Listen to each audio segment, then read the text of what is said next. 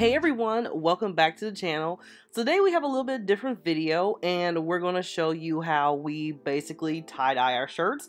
And this is probably like, a little attempt video, so I hope you guys enjoy the video and let's get right into it.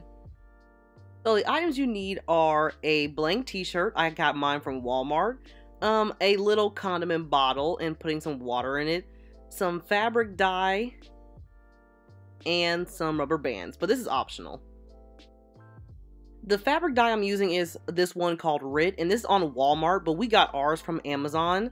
We got these from Amazon as well, and these are huge bottles that are very convenient. So the water inside is not measured in any type of way. I just poured water in, and it's basically to what you prefer, as you see in a little bit, so I really don't know. But I grabbed the fabric dye and poured it into the water, and I just kind of guessed, and what I do is just pour it in and then just shake it up. To me, this is so much like trial and error. We have tried this a lot and so many times, but this is how we attempt to do it. And so for me to see what the color is, I just pour it on the paper towel and that's the color I want. Next, I'm going to grab my t-shirt and basically spin it around. So I'm grabbing like the middle of it and grabbing a chunk and just spinning it around until all the fabric is spun together. I did have to pick this up though because it was not working on the ground. But here's my little spun together t-shirt in a little ball. So you can have rubber bands for this, but I don't really prefer rubber bands. And next I'm just going to grab my concoction and just saturate it all over the shirt. And it doesn't matter if you like saturate it because it's still going to be white in the middle, so it'll be fine.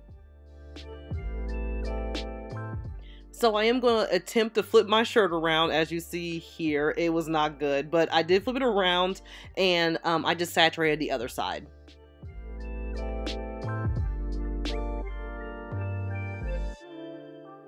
So I'm going to show you how the t-shirt is. I unraveled it and this is what it looks like. So I had a little bit more on the top than the bottom, so I did kind of wrap it around again just to pour a little bit more because I just didn't like how that looked, and that is a trick that I learned for tie-dyeing.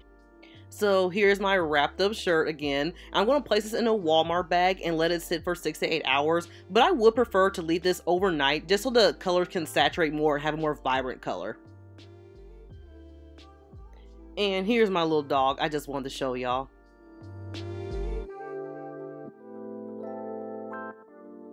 And here is how the tank top is looking right now.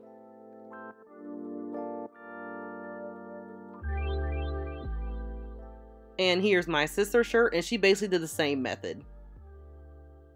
So next I'm going to put the shirt into wash by itself. I'm going to put it on express wash, and that's like 15 minutes, and the water is on hot so that the colors can, not bleed the next time you wash it. So that's really important to do. And so here is the final look, and it did fade a little bit. That's what I'm talking about. You should probably let it sit overnight. And I do like this shirt a lot. I like how it turned out. This tank top is a little smaller, so I would use less fabric dye, but it's really cute and I really like the color even though it is a little faded. And here's my sister's shirt, and it's also just as cute. I love this purple and how the spin really worked. So I hope you guys enjoyed the video, and if you did, don't forget to leave a like and subscribe, and we'll see you all next time. Bye!